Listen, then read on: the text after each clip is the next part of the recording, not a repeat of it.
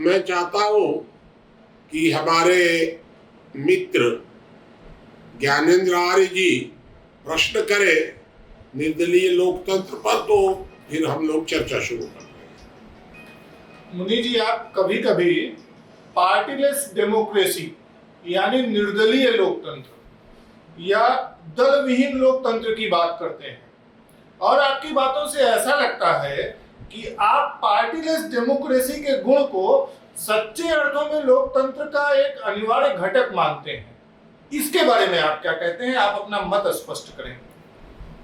देखिए, जब भारत स्वतंत्र हुआ तो स्वतंत्रता के समय ही हमारे जो संविधान निर्माता थे, वो संविधान निर्माता ये महसूस करते थे कि जो देश का लोकतंत्र है ये निर्दलीय होना चाहिए।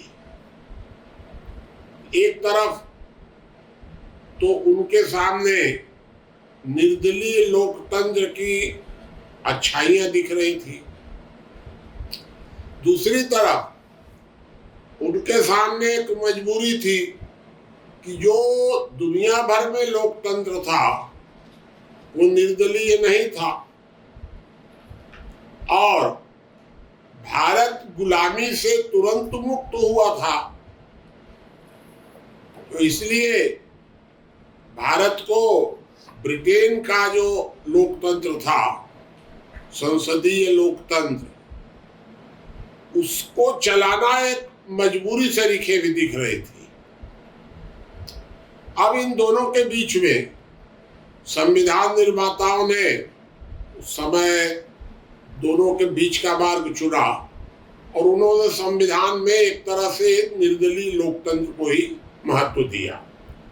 तो निर्दलीय जो लोकतंत्र है, यह लोकतंत्र की जो अनेक बुराइयां हैं, देखिए एक बात मैं आपको बता दूं कि लोकतंत्र में अनेक बुराइयां हैं। उन बुराइयों में से एक बुराई है ये दलगत राजनीति। एक बुराई है, ये सारी बुराइयों की जड़ नहीं है। ऐसा नहीं है कि अगर निर्दलीय लोकतंत्र आ जाएगा तो लोकतंत्र आदर्श हो जाएगा, क्योंकि इसमें तो अनेक प्रकार की बुराइयां हैं। देखिए, जो लोकतंत्र है ये पूरी तरह से असफल हो गया है और उसका कारण केवल एक बुराई नहीं है, बहुत सी बुराइयां हैं। अब आपसे मैं बताऊं कि जो तानाशाही और लोकतंत्र है, इन दोनों में मूल रूप से जो अंतर है वो ये है कि तानाशाही ताकत के बल पर समाज को गुलाम बनाती है और लोकतंत्र धोखा के बल पर, जालसाजी के बल पर गुलाम बनाता है। उद्देश्य दोनों का एक है। तो इसको अगर आप विस्तार से जाएंगे तो आपको अंदाज लग जाएगा कि लोकतंत्र क्या है। लेकिन लोकतंत्र की जो बुराइयां हैं, उन बुराइयों में, प्रमुख बुराइयों में ये दलगत राजनीति है और इस बुराई को हम लोगों को किसी न किसी रूप में इससे मुक्त होना चाहिए, ये मेरा ऐसा मानना है। मुनि जी, एक दूसरा प्रश्न है। आप राजनैतिक व्यवस्था की एक नई अवधारणा, जिसे आप लोक स्वराज कहते हैं, आप उसकी बात करते हैं। पार्टीलेस डेमोक्रेसी से ये कैसे संबंध रखती है? लोक स्वराज का पार्टीलेस डेमोक्रेसी से क्या लेना देना है और पार्टीलेस डेमोक्रेसी होने से लोगों पर सीधा असर क्या पड़ सकता है? लोगों को क्या फायदा होगा इससे? देखिए, लोक स्वराज और पार्टीलेस डेमोक्रेसी ये दोनों अलग अलग विषय हैं। लोक स्वराज जो है यह समस्याओं का समाधान है और पार्टीलेस डेमोक्रेसी जो है वो उन समस्याओं में से एक समस्या कम हो जाएगी। समाधान नहीं है कुछ। लोकतंत्र का समाधान है लोक स्वराज। तो इसलिए आप पार्टीलेस डेमोक्रेसी को समाधान मत मानिए। लेकिन जैसे अगर शरीर में 10 तरह की बुराइयां हैं तो एक थोड़ा सा ये होता है कि भाई आप सवेरे घूम लेंगे तो उससे कुछ फायदा हो जाएगा, इसका मतलब ये नहीं है कि बीमारी खत्म हो जाएगी। लेकिन कुछ आपको अच्छा महसूस होगा, कुछ स्वास्थ्य लाभ होगा, आपकी शारीरिक शक्ति बढ़ेगी। तो ये जो निर्दलीय लोकतंत्र है, यह लोकतंत्र की जो बुराइयां हैं उनको कम करेगा, लेकिन समाधान नहीं है। समाधान तो है लोक स्वराज्य ही। इसलिए हम लोग लोक स्वराज्य पर जोर देते हैं। और अगर लोकतंत्र ही रखना है, मान लीजिए अभी मजबूरी है, तत्काल कुछ नहीं हो सकता है, तो चलिए पार्टीलेस डेमोक्रेसी को भी आगे बढ़ाया जाए। इस आधार पर हम लोग चल रहे हैं। सीधे आम आदमी को मुनि जी क्या प्रभाव होगा इससे?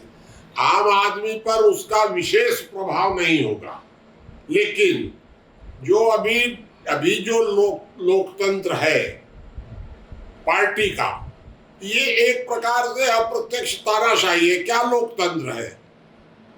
तो किसी राजनीतिक दल का जो हेड, सबसे बड़ा जो मुखिया है, वह एक कोई बात सोच लेता है, तो सोच लेता है तो अपने अधीन जो 5 उनके एकदम नजदीकी हैं, 5 लोगों को वो 5 लोगों से सहमति बना लेता है। और 5 लोगों को सहमत कर लिया तो ये 5 लोग 25 लोगों के मंत्रिमंडल में जाकर के प्रस्ताव पास कर देंगे। तो ये 5 की बात 25 मान लेंगे। अब 25 का जो मंत्रिमंडल है ये जा करके पूरी पार्टी के बीच में रख देगा। 100-200 सदस्य है पार्टी के, मंत्रिमंडल की बात आंख बंद करके मान लेंगे। अब जो पार्टी है उसने संसद में रख दिया, तो संसद मानने को बाध्य है। एक आदमी ने शुरू किया जो सबसे बड़ा हेड है, और उसकी बात वो क्रम से सीढ़ी वहां तक चली गई। उसमें कोई न प्रश्न कर सकता है, न काट सकता है, कुछ नहीं कर सकता है, उसको तो मानना ही होगा। ये जो स्थिति है ये एक प्रकार का लोकतंत्र है ही नहीं, ये तो गंदा लोकतंत्र है, बेमतलब का काम है ये है। जी मुनि जी, राजीव गांधी ने एक विधेयक पास किया था, दल बदल विरोधी कानून। राजीव गांधी ने संसद में पास किया था। पार्टीलेस डेमोक्रेसी में यह किस तरह से एक समस्या खड़ी कर रहा है? सारी थ्योरी उलट दिए। संविधान में राजनीतिक दलों का कोई जिक्र नहीं है एकदम, लेकिन संविधान लागू होते ही 1-2 साल के बाद जनप्रतिनिधित्व कानून बना दिया गया और फिर दलगत राजनीति शुरू हो गई वहीं से 1-2 साल के बाद ही। और आकर के राजीव गांधी ने तो बहुत ही गंदा काम किया, मतलब उनका तो एक तरह से कलंकित कार्य माना जाएगा ये दल बदल विधेयक। इन्होंने तो अब क्या है दल बदल विधेयक कि जो हम जिन लोगों को जनप्रतिनिधि चुनकर भेजते हैं वो पार्लियामेंट में भेड़ बकरी से ज्यादा कुछ नहीं है, क्योंकि उनको बोलने की स्वतंत्रता ही नहीं है वहां पर। तो गुलाम सरीखे रहते हैं, तो उनको बोलने की स्वतंत्रता एकदम नहीं है। अगर किसी ने जरा सा भी स्वतंत्रता पूर्वक यदि बात रख दी तो उसकी सदस्यता समाप्त हो जाएगी। लोकसभा में जिसको हम जनप्रतिनिधि कहते हैं वो जनप्रतिनिधि है ही नहीं, अब तो दल प्रतिनिधि हो गया, वो सीधा सीधा नाम रह गया जनप्रतिनिधि।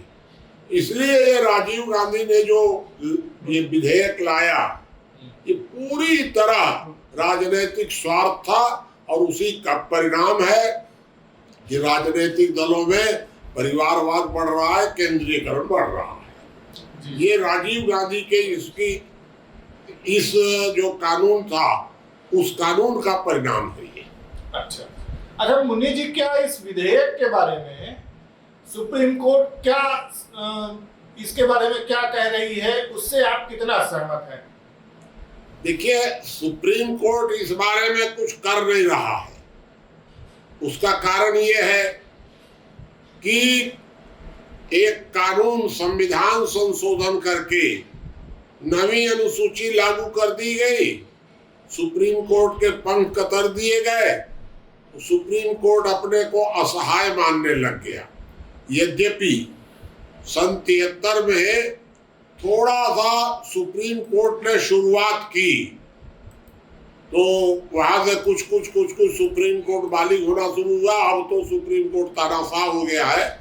लेकिन जब ये बिल आया, उस समय तक भी सुप्रीम कोर्ट हस्तक्षेप करने की स्थिति में नहीं था, क्योंकि हिम्मत ही नहीं थी उतनी। तो सुप्रीम कोर्ट इस संबंध में कुछ नहीं कह सका। वास्तव में तो ये मौलिक अधिकारों का हनन है कि जो हमारे जनप्रतिनिधि है वो बोल नहीं सकते हैं। लेकिन सुप्रीम कोर्ट ने उसमें कोई दखल आज तक नहीं दिया है, बल्कि सुप्रीम कोर्ट ने तो उसको मौका दिया कि हाँ ठीक है जो है।